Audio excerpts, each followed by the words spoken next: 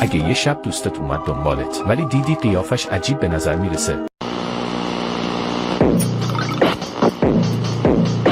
واکنش نشون نده، اون دوستت نیست.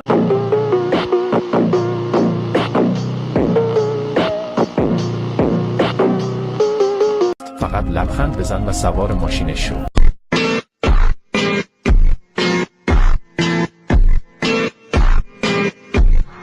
وقتی نشستی آروم کمربندت رو ببند.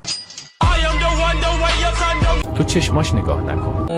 اللهم شتت شملهم، اللهم فرق جمعهم. اگه ازت پرسید کجا بری، فقط بگو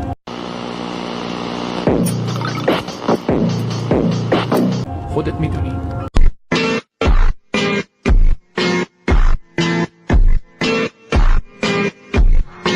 اون از قبل تصمیمشو گرفته که تو رو کجا ببره.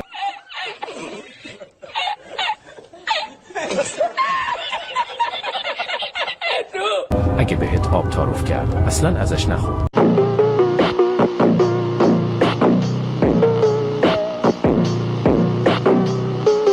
اگه از اون آب بخوری روی صندلی عقب کنار اون بیدار میشی.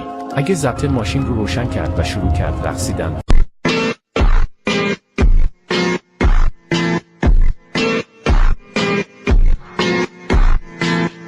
دست بزن. اون نباید بفهمه تو متوجه تغییرش شدی. اگه وارد یه قبرستون شد و توقف کرد، اللهم شتت شملهم، اللهم فرق جمعهم. اصلا پیاده نشو. وقتی از ماشین خارج شد و شروع کرد به کندن زمین،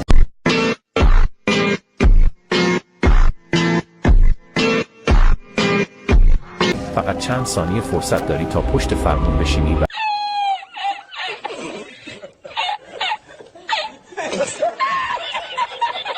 از اونجا فرار کنی. ولی یادت باشه اگه از اونجا خارج شدی هیچ جای مسیر توقف نکن